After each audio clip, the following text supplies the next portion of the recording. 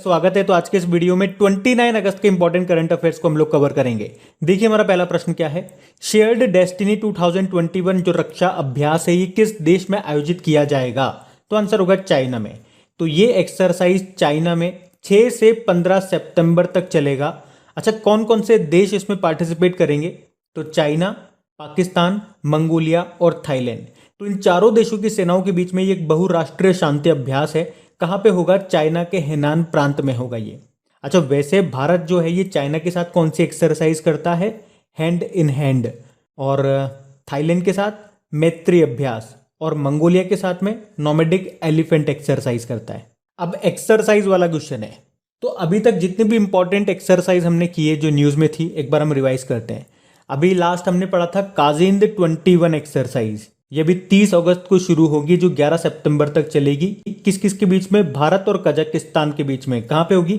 Kazakhstan में होगी। अभी भारत और सऊदी अरब के बीच में कौन सी एक्सरसाइज हुई? अल मोहद अल हिंदी एक्सरसाइज। और भारत और कतर के बीच में कौन सी एक्सरसाइज हुई? जायद अल बहार एक्सरसाइज। कहाँ पे? फारस की खाड़ी में हुई थी। अभी रशिया के साथ हमने इंदिरा नाम की एक्सरसाइज की थी जो कि एक ट्राई सर्विस एक्सरसाइज है। कहाँ पे? रशिया के वोल्गोग्राद में। अभी ब्रिटेन के साथ में कोंकण एक्सरसाइज की थी ब्रिटेन में। अभी आपको याद होगा अफ्रीका में जो कटलेस एक्सरसाइज हुई थी उसमें भारतीय नौसेना ने पार्टिसिपेट किया था। भारत की तरफ से तलवार नाम का जहाज गया था। और तलवार से याद आएगा जायेद तलवार एक्सरसाइज जो हमने यूनाइटेड अरब अमीरात के साथ में की है। वैसे खंजर नाम की एक्सरसाइज किसके साथ की है हमने? किर्गिस्तान के साथ में। कहाँ पे? बिश्केक में। संप्रीति नाम की एक्सरसाइज हम बांग्लादेश के साथ करते हैं। सूर्य किरण नाम की एक्सरसाइज नेपाल के साथ करते हैं। और मालदीव के साथ हम एक्यूवेरिन नाम करते हैं। एक और याद रखना, डेजर्ट फ्लैग 6 ये एक्सरसाइज की थी हमने यूनाइटेड अरब अमीरात के साथ में। लेकिन यहां से आप याद रखो एक और पॉइंट, अगर पूछा जाए कि डेजर्ट नाइट एक्सरसाइज किसके साथ करी है तो फ्रांस के साथ में, अभी राजस्थान में करी है।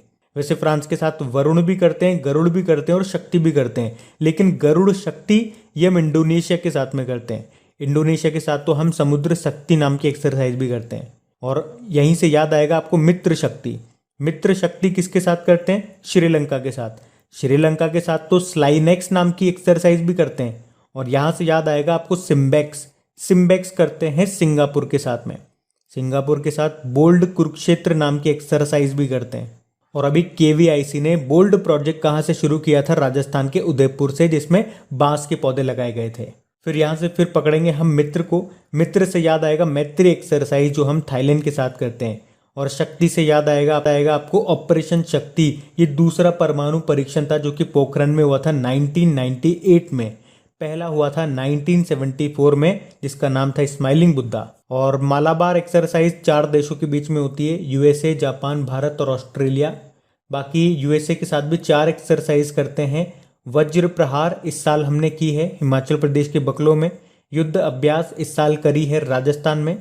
बाकी 2 हैं टाइगर ट्रियम्फ और कोप इंडिया। जापान के साथ 3 एक्सरसाइज करते हैं, धर्मा गार्जियन, जिमैक्स और शिन्यू मैत्री।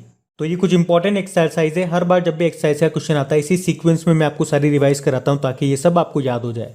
बाकी देखो, चाइना की कैपिटल बीजिंग है, इस्लामाबाद पाकिस्तान की होगी, मंगोलिया की क्या है? उलन बटोर है, थाईलैंड की बैंकॉक है। याद रखना। ये बढ़ते हैं आगे। अच्छा, फिर बताइए अभी हाल ही में आरबीआई ने किसे अपना कार्यकारी निदेशक एग्जीक्यूटिव डायरेक्टर नियुक्त किया है? तो आंसर होगा अजय कुमार को। तो अभी आरबीआई ने अजय कुमार को अपना एग्जीक्यूटिव डायरेक्टर नियुक्त किया है। बाकी अजय कुमार भल्ला की बात करेंगे तो केंद्रीय गृह सचिव हैं ये। इनका कार्यकाल अभी 1 साल के लिए फिर से बढ़ाया गया था। और अभय कुमार सिंह की बात करेंगे, सहकारिता मंत्रालय में संयुक्त सचिव बने हैं ये। सहकारिता मंत्रालय अभी नया मंत्रालय बना है जिसके मंत्री कौन है? अमित शाह। अपूर्व चंद्रा ये इंफॉर्मेशन एंड ब्रॉडकास्टिंग मंत्रालय में नए सचिव बने थे। अब बात आरबीआई की है। अच्छा बताओ, आरबीआई की जो स्थापना है ये किस समिति की सिफारिश पे की गई थी? तो आंसर होगा यंग हिल्टन आयोग की सिफारिश पे। स्थापना होती है इसकी 1 अप्रैल 1935 में और इसका राष्ट्रीयकरण नेशनलाइजेशन होता है 1 जनवरी 1949। इसके वर्तमान में गवर्नर शक्तिकांत दास है। कौन से नंबर के? 25वें नंबर के। 2 गवर्नर और पूछे जाते हैं। पहले ब्रिटिश गवर्नर का नाम है ऑसबॉर्न स्मिथ और पहले इंडियन गवर्नर का नाम है सीडी देशमुख। इसका हेडक्वार्टर आपको मुंबई में मिलेगा। और यहाँ पे आपको 4 डेप्यूटी गवर्नर मिलेंगे। एक अभी नए बने थे टी रविशंकर, एक हैं एम के जैन, एक है माइकल देवव्रत पात्रा और एक है एम राजेश्वर राव। और यहाँ के पूर्व गवर्नर थे उर्जित पटेल, उन्होंने एक बुक लिखी है जिसका नाम है overdraft saving the Indian saver. और एक और पूर्व गवर्नर थे बिमल जालान, उन्होंने भी एक बुक लिखी है जिसका नाम है द इंडिया स्टोरी। और पूर्व डेप्यूटी गवर्नर थे विरल आचार्य, उन्होंने कौन सी बुक लिखी थी, quest for restoring financial stability in India. चलो एक प्रश्न का जवाब दो। 1 अक्टूबर 2000 अगर एटीएम में कैश खत्म हो जाता है तो आरबीआई बैंकों पे कितना जुर्माना लगाएगा अगर 10 घंटे तक भी कैश की सप्लाई नहीं की जाती है तो। इसका उत्तर आपको कमेंट बॉक्स में टाइप करना है। और आप मुझे बताओ अभी आरबीआई ने किसे नेशनल एसेट रिकंस्ट्रक्शन कंपनी, जिसे आप बैड बैंक बोलते हैं, उसके पहले मैनेजिंग डायरेक्टर के रूप में नियुक्त किया। तो आंसर होगा पद्म कुमार माधवन नायर। तो ये ध्यान रखना, बढ़ते हैं। और हाँ गाइस, 29 अगस्त को आप सभी को मिलने वाला एक शानदार गिफ्ट। कैसे? आपका एक टेस्ट लिया जाएगा। आपने कई टेस्ट दिए होंगे या सुने होंगे, उसमें कहा जाता है टॉप 3, टॉप 10, टॉप 50 या टॉप 100 स्टूडेंट्स को प्राइज मिलेगा। पर इस बार टॉपर्स को तो मिलेगा ही सही, साथ में बाकी वो सभी स्टूडेंट्स जो केवल टेस्ट देने के लिए जाते हैं, यानी कि पार्टिसिपेंट्स होते हैं, उनके लिए भी होगा एक अश्योर्ड गिफ्ट। और गिफ्ट में क्या होगा पता है? एप्पल के एयरपॉड्स, एप्पल के आईपैड, अमेजन वाउचर्स और भी बहुत कुछ। तो कैसे क्या होगा? तो टॉपर्स के अलावा 1000 पार्टिसिपेंट्स चुने जाएंगे लकी ड्रॉ के द्वारा। और सबसे अच्छी बात यह है कि ये जो टेस्ट है ये भी बिल्कुल फ्री है, मतलब आपकी जेब से कुछ नहीं जाना, बस जेब में आना ही आना है। तो 29 अगस्त को सुबह 10 बजे टेस्ट जरूर देना है, क्या पता फ्री में एप्पल के आईपैड ही मिल जाए। किस्मत आजमाने में क्या जा रहा है। तो टेस्ट का लिंक नीचे डिस्क्रिप्शन में दिया गया है, बैंक मेगा कॉम्बेट के नाम से। तो अभी वहां पे जाकर के अपना नाम एनरोल कर लो केवल, ताकि संडे को जब टेस्ट चालू होगा सुबह 10 बजे तो आपको नोटिफिकेशन मिल जाएगा। आप चाहे टेस्ट दो मत दो, एक बार टेस्ट को ओपन करके बैठ जाना, ताकि आपका नाम वहां पे पहुंच जाए, फिर बाकी आपकी किस्मत। और अगर टेस्ट को टॉप कर लेते हो तब तो 1 करोड़ रुपए की स्कॉलरशिप मिलने वाली है। तो ये फायदे वाली बात है, इसलिए जोर देकर बता रहा हूं। तो उस टेस्ट को अभी जाकर के एनरोल जरूर कर लेना, फ्री में कुछ चीज आ रही है, बुरी नहीं है। और हाँ, टेस्ट को अनलॉक करने के लिए आपको एक कोड यूज करना है, क्रैक एग्जाम 10, जिससे आप फ्री में टेस्ट दे पाओगे। और ये भी सुबह 10 बजे ही टेस्ट होगा, तो अभी तक एनरोल नहीं किया तो कर लेना। और कुछ स्टूडेंट्स को दिक्कत आ रही है एनरोल करने में, तो इसका एक छोटा सा वीडियो बना करके मैं अपलोड कर दूंगा, ताकि आप देख लेना कैसे होगा। वैसे बड़ा सिंपल है, आप लिंक पे क्लिक करोगे, अनअकैडमी की एप्लीकेशन खोलोगे, तो वहाँ पे थोड़ा सा स्क्रॉल करके नीचे जाओ, वहीं पे आपको लिखा हुआ दिख जाएगा। जैसे आप उस पर क्लिक करोगे, अनलॉक करने के लिए वो कोड मांगेगा, क्रैक एग्जाम 10 टाइप करना है, बस हो गया। फिर भी मैं आप लोगों के लिए एक छोटा सा वीडियो अपलोड कर दूंगा, तो उसे देख लेना आप। अभी हम बढ़ते हैं आगे।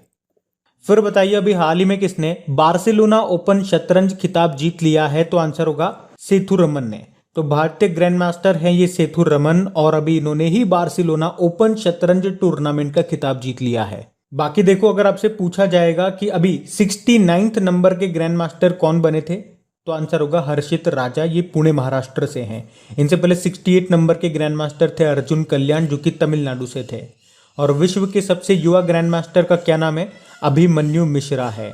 और भारत के सबसे युवा ग्रैंड मास्टर पूछेंगे तो डी गुकेश है, ये दुनिया के तीसरे नंबर के सबसे युवा ग्रैंड मास्टर हैं। वैसे भारत के पहले ग्रैंड मास्टर का नाम क्या है? आप सब जानते हो, विश्वनाथ आनंद है। और इनकी पिछले साल ऑटोबायोग्राफी आई थी, उसका नाम माइंड मास्टर है। और ये वही हैं जिन्हें सबसे पहले राजीव गांधी खेल रत्न पुरस्कार मिला था। कब? 1991-92 में। राजीव गांधी खेल रत्न पुरस्कार से याद आता होगा, अब इसका नाम बदलकर मेजर ध्यानचंद खेल रत्न पुरस्कार कर दिया गया, जिसमें पुरस्कार की जो राशि है उसे बढ़ा दिया गया। 7.5 लाख रुपए दिए जाते थे पहले, अब 25 लाख रुपए दिए जाते हैं। और अगर आपसे पूछा जाए कि पहली महिला ग्रैंड मास्टर का नाम क्या है, तो आंसर होगा एस विजय लक्ष्मी है। अच्छा, आपने चेस बोर्ड देखा है? उसमें जो छोटे छोटे कॉलम होते हैं, टोटल कितने कॉलम होते हैं? तो 8 इधर 8 इधर, यानी कि टोटल होते हैं 64। और अगर प्रश्न इस तरह से पूछा जाए कि टोटल नंबर ऑफ स्क्वायर कितने हैं आपके चेस बोर्ड में, तो फिर आंसर क्या होगा? तो आंसर होगा 204। और चेस डे कब मनाया जाता है? इंटरनेशनल चेस डे होता है 20 जुलाई को। और वर्ल्ड वाइड चेस को रेगुलेट करने वाली बॉडी होती है फिडे। फिडे का हेडक्वार्टर लुज़ेन स्विट्जरलैंड में है। आपको याद होगा अभी फिडे वर्ल्ड कप 2021 का खिताब किसने जीता है? जॉन डूडा ने जीता है, जो कि पोलैंड के प्लेयर है। और एक और क्वेश्चन याद रखना, BBC India sports women of the year 2020 का खिताब किसने जीता? कोनेरू हम्पी ने जीता है। एक बार प्रश्न इनके नाम से आ गया था कि कोनेरू हम्पी बताओ किस खेल से संबंध रखती हैं? चेस प्लेयर हैं ये भी याद रखना। बढ़ते हैं आगे। फिर बताइए अभी हाल ही में जारी Kamala Harris and the rise of Indians Americans नाम की बुक के लेखक कौन है? तो आंसर होगा तरुण बसु। तो तरुण बसु ने लिखी है ये बुक, जिसका नाम है Kamala Harris and the rise of Indians Americans. बाकी देखो, बसु से आपको याद आएगा Kunal Basu, in an ideal world नाम की बुक लिखी थी।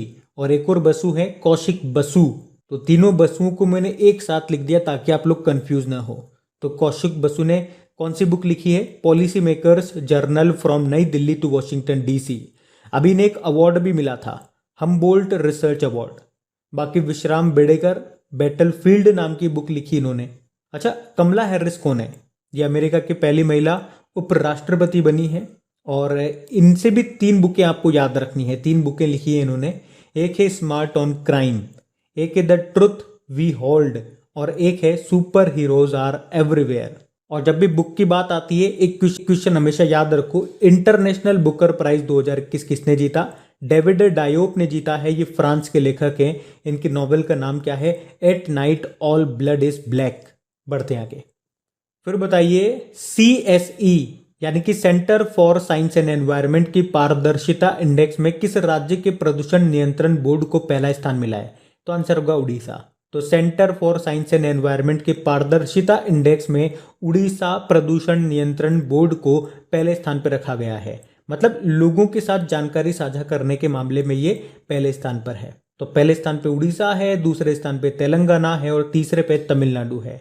और प्रदूषण से आपको याद आता होगा, अभी ब्रिटिश कंपनी है हाउस फ्रेश, उसने एक रिपोर्ट जारी की थी और बताया था कि 2020 में सबसे प्रदूषित देश कौन सा रहा? तो आंसर होगा बांग्लादेश। दूसरे नंबर पे पाकिस्तान और तीसरे नंबर पे भारत रहा। चौथे नंबर पे मंगोलिया था। और शहरों की बात करेंगे तो पहले स्थान पे चाइना का होटन शहर था और दूसरे नंबर पे उत्तर प्रदेश का गाजियाबाद था। अब बात यहाँ पे उड़ीसा की है, तो ये रहा मैप में उड़ीसा। उड़ीसा की कैपिटल क्या है? भुवनेश्वर है। और भुवनेश्वर से आपको याद आएगा, भारत की पहली चेस अकेडमी ये भुवनेश्वर में खोली जाएगी। उसके अलावा भारत के पहले विश्व कौशल केंद्र यानी कि वर्ल्ड स्किल सेंटर का उद्घाटन ये किया गया भुवनेश्वर में ही। भुवनेश्वर में ही कोविड योद्धा स्मारक बनाए जाएंगे। और एम्स भुवनेश्वर ने लगातार तीसरी बार कायाकल्प पुरस्कार जीता था। और देश का पहला फायर पार्क का उद्घाटन कहाँ पे हुआ? उड़ीसा के भुवनेश्वर में ही। और आपको याद है 2023 में जो मेंस हॉकी वर्ल्ड कप होंगे ये उड़ीसा में होंगे, उड़ीसा के भुवनेश्वर और राउरकेला में। इसीलिए तो देश का सबसे बड़ा हॉकी स्टेडियम ये बनाया जा रहा है उड़ीसा में। उड़ीसा के राउरकेला में बन रहा है, जिसका नाम बिरसा मुंडा के नाम पे रखा गया है। बाकी मुख्यमंत्री यहाँ के नवीन पटनायक हैं, गवर्नर हैं गणेशी लाल, और यहाँ के चीफ जस्टिस बने थे S मुरलीधर नाम है। और उड़ीसा से याद आएगा आपको, उड़ीसा की है सुष्मिता लेंका। अभी इनको एशिया पर्यावरण प्रवर्तन पुरस्कार मिला था पेंगोलिन के संरक्षण के लिए। उसके अलावा स्मार्ट हेल्थ कार्ड प्रदान करने वाला पहला राज्य बना था उड़ीसा। और 100% टीकाकरण करने वाला पहला भारतीय शहर ये भी भुवनेश्वर है, याद रखना। बाकी ये जो है ब्लैक पगोडा टेम्पल किसे कहते हैं? कोणार्क सन टेम्पल को कहते हैं। ये प्रश्न एग्जाम में पूछा गया था। और कोणार्क सन टेम्पल का आपको चित्र किस रुपए के नोट पे मिलेगा? 10 रुपए के नोट पे इसका चित्र मिलेगा। Longest dam of India Hirakud dam है, जो कि महानदी पर है। और बाराबती स्टेडियम ये आपको कटक उड़ीसा में मिलेगा। और ये जो आप देख रहे हो ये है चिल्का लेक, एशिया की सबसे बड़ी खारे पानी की तटीय झील है। और भारत की पहली रामसर साइट भी यही है, 1981 में इसे दर्जा मिला था। और इसी में आपको नलबाना पक्षी अभ्यारण्य भी मिलेगा। और यहाँ पे कौन सी डॉल्फिन पाई जाती है? इरावदी डॉल्फिन मिलती है। अभी उड़ीसा ने ही गोप बंधु संपदिका स्वास्थ्य बीमा योजना शुरू की थी, तो ये भी याद रखना। बढ़ते फिर बताइए, अभी हाल ही में किसने बी इंटरनेट ऑसम प्रोग्राम को लॉन्च किया? तो आंसर होगा गूगल। तो अभी गूगल ने भारत में ऑनलाइन सेफ्टी के लिए नए प्रोग्राम को शुरू किया है, जिसका नाम बी इंटरनेट ऑसम रखा गया है। इसे 8 भारतीय भाषाओं में लॉन्च किया गया। और इसे लॉन्च करने का उद्देश्य क्या है? भारतीय बच्चे इंटरनेट से सुरक्षित सीख सकें, यानी कि इंटरनेट का सुरक्षित उपयोग कर सकें, उसी के लिए इसको लॉन्च किया है। बी इंटरनेट ऑसम प्रोग्राम इसका नाम है। अच्छा, गूगल के CEO कौन है? सुंदर पिचई है। बाकी IBM के कौन है? अरविंद कृष्णा है, और इसका हेडक्वार्टर न्यूयॉर्क में है। TCS के CEO राजेश गोपीनाथन है, मुंबई में हेडक्वार्टर है। और माइक्रोसॉफ्ट के CEO सत्या नडेला है, इसका हेडक्वार्टर आपको वॉशिंगटन US में मिलेगा। देखो, गूगल की स्थापना होती है 4 सितंबर 1998 में। इसका हेडक्वार्टर आपको मिलेगा कैलिफोर्निया US में। इसके फाउंडर हैं लैरी पेज और सर्जे ब्रिन। इसकी पेरेंट कंपनी है अल्फाबेट। और अल्फाबेट और गूगल दोनों के CEO हैं सुंदर पिचई। और अल्फाबेट से याद आएगा, अभी इसने एक नई कंपनी स्टार्ट की है इंट्रेंसिक नाम से। तो इंडस्ट्रीज में जो रोबोट काम करते हैं उनके ये सॉफ्टवेयर बनाएगी। उसके अलावा याद रखना दुनिया की सबसे लंबी समुद्री केबल का निर्माण करेगा गूगल, जिसका नाम रखा है फर्मिना। बढ़ते हैं आगे। अच्छा बताइए, अभी हाल ही में किसने राष्ट्रीय खाद्य पोषण अभियान शुरू किया है? तो आंसर होगा नरेंद्र सिंह तोमर ने। कृषि मंत्री हमारे नरेंद्र सिंह तोमर, और अभी इन्होंने ही राष्ट्रीय खाद्य पोषण अभियान को शुरू किया है। इस अभियान को शुरू करने का उद्देश्य क्या है? फसल उत्पादन को बढ़ावा देना, नए बीजों का आविष्कार करना, गुणवत्ता का विकास करना और भारत को कुपोषण मुक्त बनाना ही इस अभियान का मुख्य उद्देश्य है। अच्छा, आपको याद होगा, चलो आप बताओ, यूनाइटेड नेशन जनरल असेंबली ने किस वर्ष को अंतरराष्ट्रीय मोटे अनाज का वर्ष यानी कि इंटरनेशनल ईयर ऑफ मिलेट के रूप में घोषित किया था? तो याद रखना 2023 को। और अगर आपसे पूछा जाए विश्व खाद्य पुरस्कार 2021 किसने जीता, तो शकुंतला थिल्स्टेड का नाम याद रखना। बाकी देखो, आपको याद होगा एक ऑर्गेनाइजेशन है फूड एग्रीकल्चर ऑर्गेनाइजेशन। वैसे तो इसका हेडक्वार्टर आपको रोम इटली में मिलेगा, और रोम जो है ये किस नदी के किनारे है? टाइबर नदी के किनारे। चलो बताओ, फूड एग्रीकल्चर ऑर्गेनाइजेशन की स्थापना कब होती है? 16 अक्टूबर 1945 को, और इसीलिए तो 16 अक्टूबर को वर्ल्ड फूड डे के रूप में मनाया जाता है। एक वर्ल्ड फूड प्रोग्राम भी होता है जिसका भी हेडक्वार्टर आपको रोम इटली में मिलेगा। और ये आपने कहाँ पे पढ़ा था? 2020 में शांति का नोबेल पुरस्कार मिला था इसको। चलो बताओ आप, तो जो शांति का नोबेल पुरस्कार है वो कहाँ पे दिया जाता है? तो याद रखना ऑस्लो नॉर्वे में दिया जाता है। इसके अलावा जो भी नोबेल पुरस्कार है, फिजिक्स का, केमिस्ट्री का, अर्थशास्त्र का, जो भी है, शांति को छोड़ करके, पीस प्राइज वाले को छोड़ करके, वो सारे स्टॉकहोम स्वीडन में मिलेंगे आपको। ये अंतर याद रखना। वैसे आपने कहा कि वर्ल्ड फूड डे ये तो 16 अक्टूबर को मनाते हैं, लेकिन अगर आपसे पूछा जाए वर्ल्ड फूड सेफ्टी डे कब मनाते हैं? 7 जून को। बाकी आपको याद होगा, अभी नरेंद्र सिंह तोमर ने ही मधु क्रांति पोर्टल को लॉन्च किया था। इसका क्या काम था? मधुमक्खियों से जो उत्पाद बनते हैं, जो प्रोडक्ट बनेंगे, उन्हें बेचने के लिए है ये पोर्टल। उसके अलावा नरेंद्र सिंह तोमर ने ही नई दिल्ली में दुनिया के दूसरे सबसे बड़े राष्ट्रीय जीन बैंक का उद्घाटन भी किया था। बाकी गजेंद्र सिंह शेखावत कौन है? ये जल मंत्री हैं हमारे, और अभी इन्होंने 100 दिन का सुजलम अभियान शुरू किया था। ये कल ही पढ़ा है हम लोगों ने। रेल मंत्री हैं अश्विनी वैष्णव, अभी समृद्ध कार्यक्रम इन्होंने लॉन्च किया था। और भूपेंद्र यादव श्रम व रोजगार मंत्री हैं ये, अभी इन्होंने ही ई श्रम पोर्टल लॉन्च किया था। ये भी याद रखना। बढ़ते हैं आगे। फिर बताइए, अभी हाल ही में किसके द्वारा आतंकवाद विरोधी अभ्यास जिसका नाम है गांडीव, इसका आयोजन किया गया? तो आंसर होगा नेशनल सिक्योरिटी गार्ड। तो नेशनल सिक्योरिटी गार्ड के कमांडरों ने अभी 22 अगस्त से लेकर के 28 अगस्त तक उत्तर प्रदेश, मध्य प्रदेश, गुजरात और दिल्ली के कई शहरों में गांडीव अभ्यास का आयोजन किया। किसने? नेशनल सिक्योरिटी गार्ड के कमांडरों ने। और इस अभ्यास को करने का उद्देश्य क्या है? तो आतंकवादी हमले या किसी विमान के अपहरण या हाईजैक या बंधन की स्थिति में कमांडो बल के योजना मापदंडों को मान्य करना। देखो, नेशनल सिक्योरिटी गार्ड की बात करेंगे, स्थापना 1986 में होती है। इसके director general M A Ganapati हैं, और इसका मोटो होता है सर्वत्र सर्वोत्तम सुरक्षा। वैसे बीएसएफ के भी डायरेक्टर जनरल बने थे पंकज कुमार सिंह नाम है। आईटीबीपी के डायरेक्टर जनरल बने थे अभी संजय अरोड़ा नाम है, और सीआरपीएफ के डायरेक्टर जनरल है कुलदीप सिंह। बढ़ते आगे। अच्छा बताइए, अभी हाल ही में केरल फर्टाडो ये किस बैंक के अंतरिम सीईओ बने हैं? तो आंसर होगा उज्जीवन स्मॉल फाइनेंस बैंक। अभी आपको याद होगा, कुछ दिन पहले हमने पढ़ा था उज्जीवन स्मॉल फाइनेंस बैंक के जो सीईओ थे नितिन चुग, उन्होंने इस्तीफा दे दिया था। अब उनके बाद केरल फर्टाडो को बैंक के इंटरिम सीईओ के रूप में नियुक्त किया गया। इंटरिम सीईओ मतलब क्या होता है? मतलब शॉर्ट टाइम के लिए, जब तक कोई परमानेंट व्यक्ति नहीं आ जाता तब तक ये काम संभालेंगे। देखो, उज्जीवन स्मॉल फाइनेंस बैंक की बात करेंगे, इसका हेडक्वार्टर बेंगलुरु में है। इसके संस्थापक थे समित घोष। स्थापना इसकी कब हुई थी? सन 2004 में।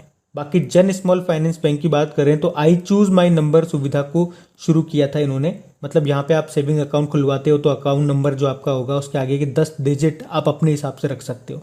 इक्विटास स्मॉल फाइनेंस बैंक की बात करेंगे तो एनआरआई ग्राहकों को ऑनलाइन खाता खोलने की सुविधा देने वाला पहला स्मॉल फाइनेंस बैंक बना ये।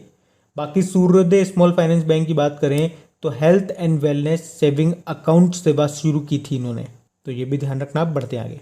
अच्छा बताइए, अभी हाल ही में नेपाल के नए सेना प्रमुख कौन बने हैं? तो आंसर होगा प्रभु शर्मा। तो अभी प्रभु शर्मा ये नेपाल के नए सेना प्रमुख बन गए हैं।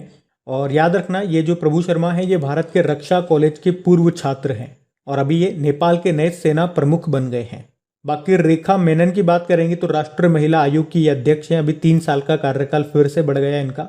धृति बनर्जी की बात करेंगे तो जूलॉजिकल सर्वे ऑफ इंडिया की पहली महिला अध्यक्ष बनी है। और एल गणेशन मणिपुर के नए राज्यपाल बने हैं ये। देखो बात नेपाल की है तो ये रहा मैप में नेपाल। कैपिटल इसकी काठमांडू है, करेंसी नेपाली रुपया है, प्रेसिडेंट है विद्या देवी भंडारी। अच्छा देखो सार्क का हेडक्वार्टर कहाँ मिलेगा, ये आपको नेपाल में मिलेगा, नेपाल के काठमांडू में।